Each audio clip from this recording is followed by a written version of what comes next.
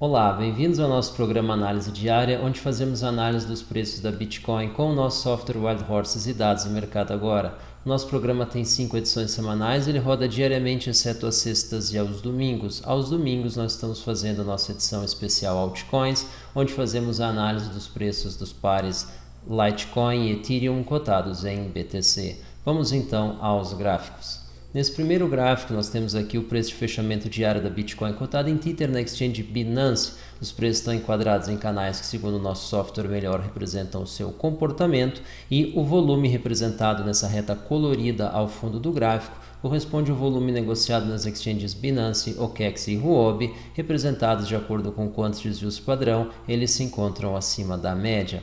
O que nós temos aqui é que, mais uma vez, o canal que foi redesenhado, um canal com um leve viés de baixa, redesenhado pelo nosso software Wild Horses, foi rompido então por uma segunda vez, já então segundo rompimento nesses últimos 3 dias. Então estamos aí sim com uma tendência de alta, estamos aí sim com um volume acima da média, acima de 0,75 desvios padrão, porém abaixo de um desvio padrão acima da média. Não é um movimento extraordinário, então apesar de estarmos ao topo da movimentação, conforme apontamos aqui já há mais alguns dias, é o limite aqui, na nossa opinião, dessa extensão. Nós estamos sim esperando que não ocorra um rompimento, porém ocorra um teste a esse limite aqui de 4.130 Tethers para os preços da Bitcoin, de acordo com o negociado na exchange Binance. Nós acreditamos então que é possível que ele supere essa marca intraday, mas nós não acreditamos num fechamento acima desse nível com o nível de volume negociado atualmente. Nós podemos estar enganados, mas essa é a nossa percepção, essa é a nossa interpretação a partir das informações que nós temos acompanhado e em especial que estão disponibilizadas nesse gráfico aqui. Portanto, nós acreditamos que é possível que os preços oscilem dentro dessa região ou recuem, ou seja, eles se mantenham com o teto em 430 e fiquem oscilando. Então agora que nós estamos acima dos 4.100, talvez ele encontre um suporte aí mais acima dos 4.000 pontos, mas nós acreditamos que ele não tem a possibilidade de fechar acima desse limite 430 com o nível de volume atual. Nós precisaríamos aí mais volume de negociação, em especial tons no mínimo amarelados e quem sabe alaranjados com algo avermelhado, por mais dias para que ele consiga romper e se manter acima dessa região, buscando os 4.200. Do contrário, na nossa opinião, isso não deve acontecer. Vamos dar uma olhada então na nossa expectativa para o final do dia de hoje, do dia 30, então desse sábado, aliás agora já deve ser hoje.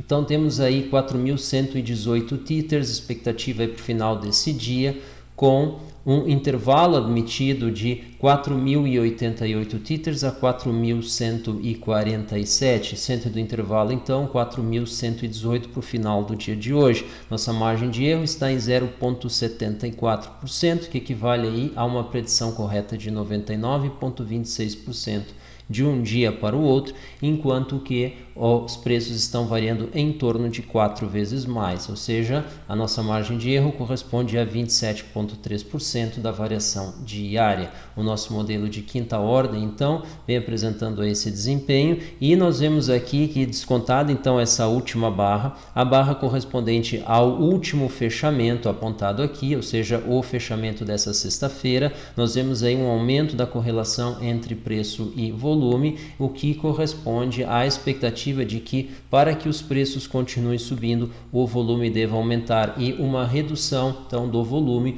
pode sim apontar para uma redução nos preços. Vamos dar uma olhada então no mercado agora, e aí nós começamos o giro com Litecoins, blockchain e criptoeconomia. Banco do Brasil pode manter fechada a conta do mercado Bitcoin.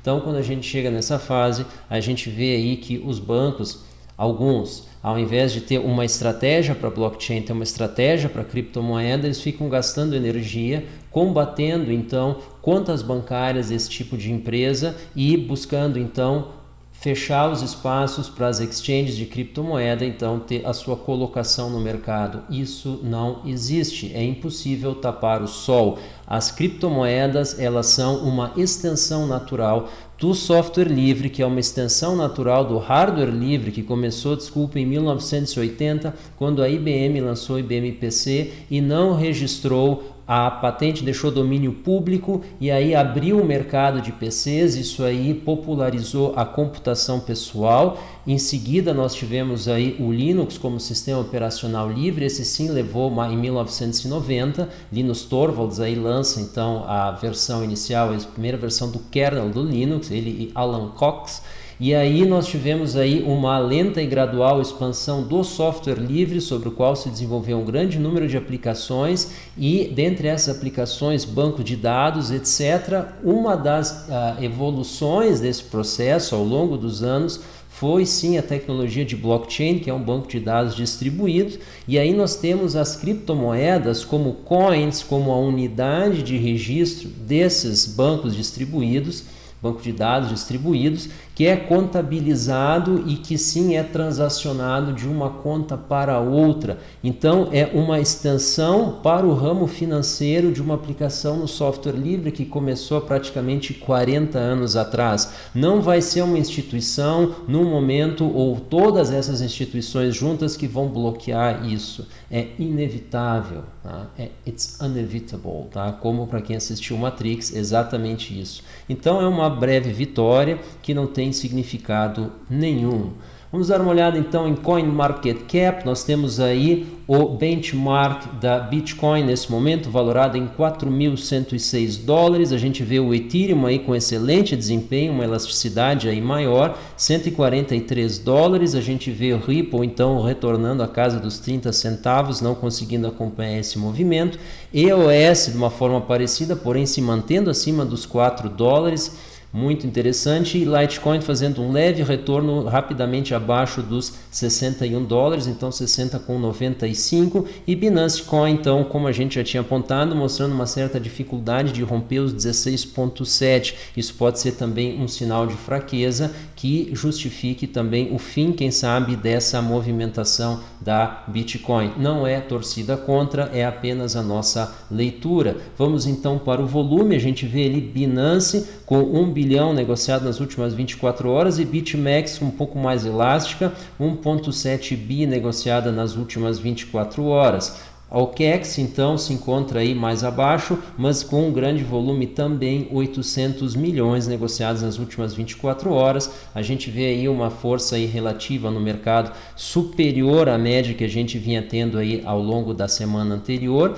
bastante importante isso, porém nós não acreditamos que isso seja suficiente para levar adiante, mas é bem capaz de sustentar os preços acima dos 4.000 pontos, isso é muito importante também. Vamos entrando então na Binance e aí nós vemos aí Bitcoin cotado em Tether nesse momento. Os preços aí fazendo no gráfico de um dia, fazendo o teste aí ao topo. Vamos dar uma olhada em 1 hora nesse momento, mas antes a gente gostaria de chamar a atenção aqui. A gente vê que o volume do dia de ontem, encerrado aí nessa sexta-feira, foi superior ao volume na quinta-feira, porém a gente gostaria de mostrar aqui o tipo de volume que nós acreditamos que a gente precisa, que é o que aconteceu aqui no dia 18 de fevereiro. Então já aí no mês passado, metade do mês passado, quando nós tivemos o salto esse que nos colocou aos 13.900, então foi um volume em torno de 80%, 70% acima da média que nós temos tido aí nos últimos dias. Então nós acreditamos que esse é o tipo de volume que a gente precisa para conseguir fazer esse rompimento. Nós podemos estar enganados, mas essa é a nossa percepção, olhando então para essa relação preço e volume e comportamento no movimento dos preços. Dando uma olhada então no gráfico de 1 hora, e aí nós temos aí os preços retornando aí após um teste ao topo dessa movimentação em 430, e aí a gente vê ele fazendo essa movimentação para baixo, mas mais importante do que isso, o volume decaindo nas últimas horas. Isso aí, na nossa opinião, é um sinal de fraqueza e é um sinal de que o teste que foi feito, apesar de ter sido com grande volume, não foi um volume suficiente, como ficou evidente aqui após o teste,